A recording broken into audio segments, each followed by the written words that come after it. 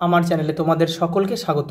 আজ আমরা class 3 Ryan Martin প্রশ্নবিচিত্র থেকে ইংলিশের দ্বিতীয় পর্যায়ক্রমিক মূল্যায়নের পঞ্চম স্কুল সলভ করব।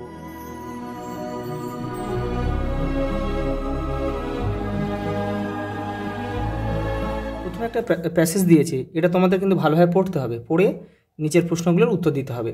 দেখো, write T for true and F for false statements in the given boxes. এখানে তোমাদের ট্রু ফলস লিখতে হবে। দেখো, the crane was catching frog for lunch, এটা কিন্তু ফলস হবে। কারণ কি, দেখো সে দুপুরে লাঞ্চের জন্য কিন্তু দেখো ফিশ ধরে, দেখো ফিশ ফর লাঞ্চ, তাহলে এটা কিন্তু এফ হবে। Folk lived in the side of river, এটাও কিন্তু ফলস, কারণ দেখো সে কিন্তু বিসাইড দ্য লেক, এটা হ্রদের পাশে বাস করতো। এবার দেখো, the peacock was sorry for his beauty, এটাও কিন্তু ভুল, কারণ এটা সে ছিল কিন্তু প্রাউড ছিল, দেখো প্রাউড, তাহলে এটাও কিন্তু ফলস, এটা প্রাউড হবে। পরেরটা দেখো, the crane came to live by the lake, এটা ঠিক আছে, ট্রু। পরেরটা দেখো, বিয়েটা fill in the blanks with word from the above passage, এই প্যাসেজটা থেকে শব্দ নিয়ে এগুলো তোমাদের পূরণ করতে হবে, দেখো ফিল আপ করতে হবে। The peacock dash in a forest, তাহলে দেখো the lived LIVE lived in, ও আছে ইন দা আছে এখানে, লিভড ইন এ ফরেস্ট। পরে দেখো, দ্য ক্রেন ওয়াজ, এই যে the crane was catching CATCHING catching fish for lunch. পরেরটা দেখো, হি ওয়াজ ভেরি প্রাউড হবে, PROUD, proud of his beauty. পরেরটা দেখো, দুই একটা, underline the correct answer. A winter the weather turned, শীতের সময় ওয়েদারটা চেঞ্জ হয়ে যায় দেখো ঠান্ডাতে। দেখো, এ ডাক ইটস, হাঁস দেখো কী খায়, টিনি ওয়াটার অ্যানিমেলস, ছোটো ছোটো জলজ প্রাণীদের খায়। স্নো ইজ, বরফ হয় সাদা। পরেরটা দেখো, fill in the chart with suitable word ending with D or ED।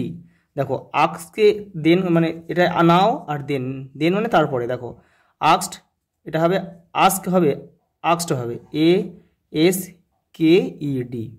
আচ্ছা, বিলিভ শুধু ডি যোগ হবে, BELIEVED।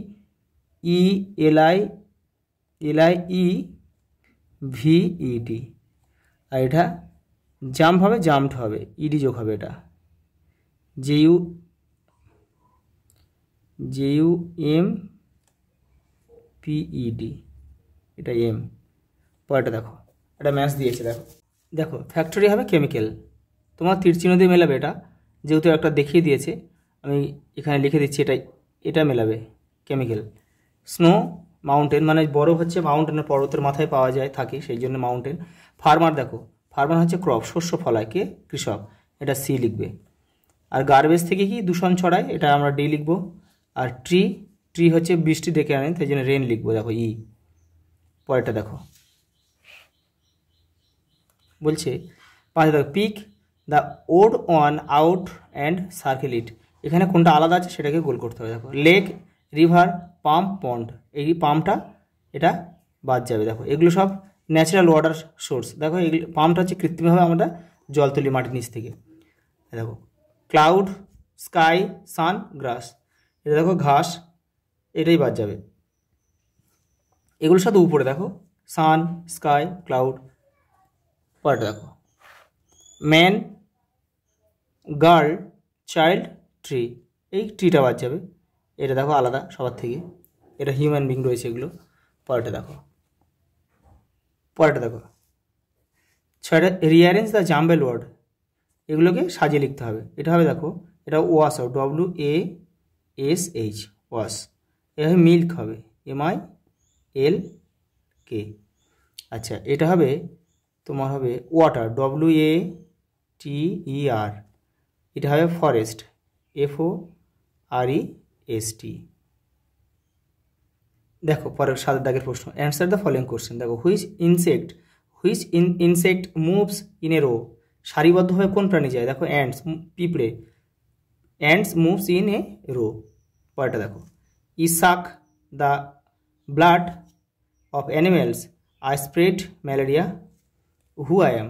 ম্যালেরিয়া ছড়ায় মানে বুঝতেই পারছো, আই অ্যাম এ মসকিউটো। পরের প্রশ্ন দেখো, I have colourful wings I suck nectar from flower, who I am. আমি দেখো বলছে I have a colourful wings, আমার সুন্দর ডানা আছে। আই সাক নেকটার, আমি আমার সুরের সাহায্যে আমি ফুল থেকে মধু খাই, তাহলে আমি কি? Butterfly. Which bird can see at night, the owl can see at night. পরেরটা দেখো, match and write two sentence about bird. পাখি সম্বন্ধে এগুলো, এই তথ্য দিয়ে পাখি সম্বন্ধে তোমাদের দুটো বাক্য লিখতে হবে। দেখো, বার্ড সিং সুইট নোট, পাখিরা সুন্দর গান করে। দেখো তাহলে বার্ড সিং সুইট NOTES। পরেরটা দেখো, বার্ড BIRDS, বার্ডস লে অর্থাৎ পাড়া, লে এগস, ডিম পাড়ে।